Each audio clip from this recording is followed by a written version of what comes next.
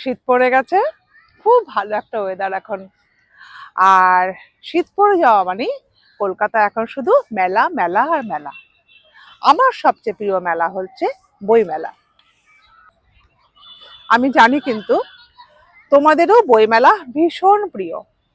তো গত বছর আমি একটা না, আমার জীবনের একটা প্রথম উপন্যাস লিখেছিলাম, শিউলি কথা।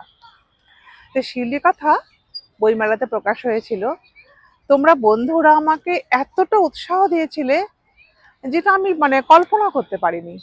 তো সেই উৎসাহটা পেয়ে আমি এবার বইমেলাতে আর একটা নতুন উপন্যাসে হাত দিয়েছি। তোমরা থাকবে তো আমার পাশে? কি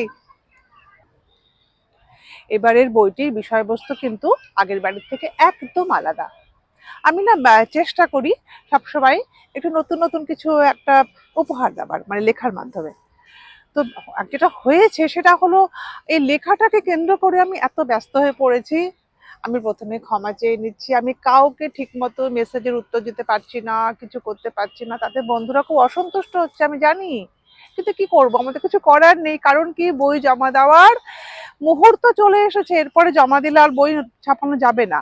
তো আমি প্রথমেই ক্ষমা চেয়ে নিচ্ছি বন্ধুদের কাছে, আমি উত্তর দিতে পারছি না। কিন্তু বই লেখা শেষ হোক, বই প্রকাশ হয়ে যাক, যখন হাতে অনেক সময় থাকবে, আমি প্রত্যেকের মেসেজে আলাদা আলাদা করে উত্তর দেব।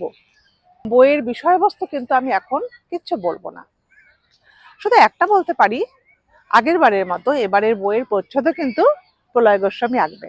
কবে বই প্রকাশ হবে, কবে বইমেলা শুরু, কবে আমি স্টলে থাকবো, স্টল নাম্বার কত, সমস্ত কিছু আমি সময় মতো ফেসবুকে দিয়ে দেবো। তার জন্য কিন্তু আমাকে ফলো করতে হবে। আপাতত তোমরা এখন শীতটাকে খুব এনজয় করো। বিয়ে বাড়ি সামনে, প্রচুর বিয়ে বাড়ি আছে, কিন্তু বিয়ে বাড়ি অ্যাটেন্ড করো, ভালো ভালো খাও, ঘুরে ঘুরে ঘুরে বেড়াও। আর কি শীতটাকে, কলকাতার শীতটা ভীষণ ভালো মজার। একমাত্র শীতের সময় কিন্তু খুব ভীষণ মন ভরে সবকিছু ঘোরা যায়, খাওয়া যায়। তোমরা পেট পুড়ে খাও ভালো মন্দ। আর একটু মাঝে মাঝে একটু দুস্থ মানুষদের খাইও, এটা আমার খুব ভালো লাগে। আমার সামর্থ্য অনুযায়ী আমি করি। তা আমি চাইবো আমার যারা খুব ভালোবাসার মানুষ, যারা বন্ধুরা, তারা যদি নিজের খাবারের থেকে কিছুটা অংশ একটু যদি দুস্থ মানুষদের খাওয়ায়, আমার সত্যি খুব ভালো লাগবে, আমি খুব খুশি হব। তো যেটা বলা সেটা হচ্ছে, বইয়ের কথা তো আমি বললামই। বই মেলাতে তোমরা যাবে, আমার পাশে থাকবে, আমাকে উৎসাহ দেবে, তবেই কিন্তু আমার লেখা সার্থক হবে। কেন কি, তোমাদের উৎসাহই কিন্তু আমাকে এগিয়ে নিয়ে যেতে সাহায্য করে। তাই তোমাদেরকে আমার পাশে ভীষণ দরকার। তোমরা আমার পাশে থেকো, আমাকে এইভাবে উৎসাহ দিও। আপাতত টাটা।